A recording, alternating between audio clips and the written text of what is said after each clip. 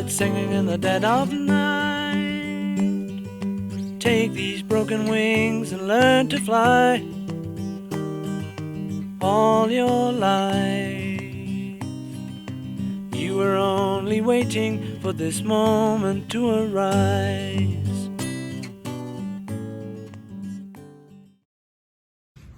Il existe une grande diversité des êtres vivants sur Terre.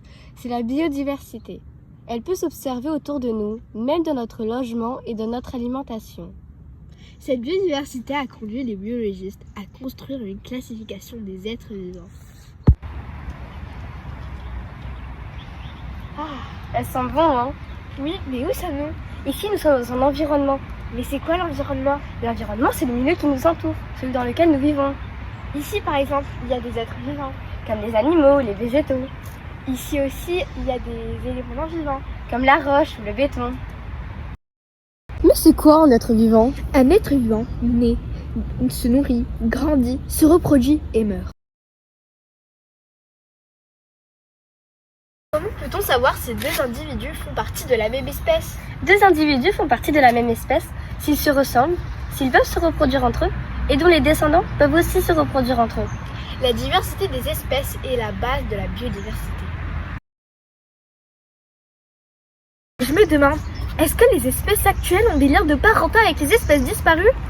Les espèces actuelles ont des liens de parenté avec les espèces disparues. Plus le nombre d'attributs partagés est grand, plus la parenté est importante.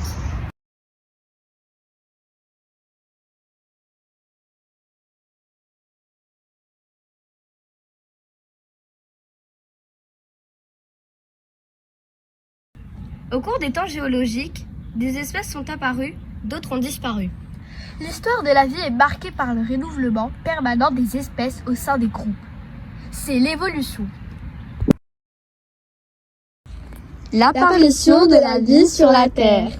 Il y a 4,6 milliards d'années, la naissance de la Terre. La Terre est alors une grosse boule brûlante. Il n'y a pas de vie. Il y a 3 milliards d'années, l'apparition de la vie. Les premières cellules apparaissent dans l'océan. Il y a 650 millions d'années, les premiers invertébrés. De petits animaux apparaissent dans l'eau.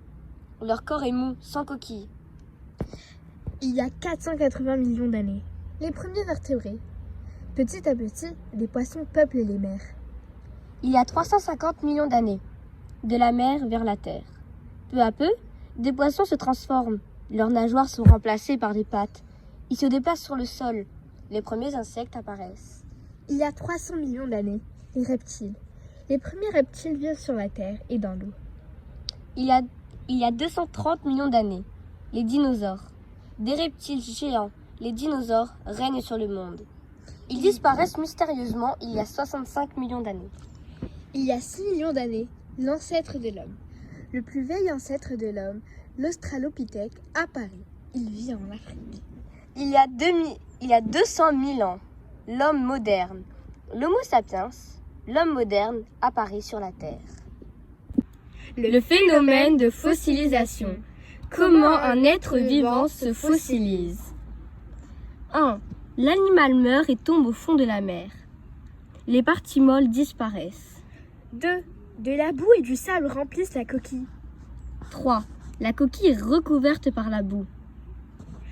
4. Avec les années, les boues se transforment en roches calcaires. 5. Les couches de roches remontent au-dessus du niveau de la mer. 6. Grâce à l'érosion, le fossile apparaît à la surface du sol. Mais en fait, c'est quoi un fossile? Les fossiles sont des restes d'êtres vivants trouvés dans une roche.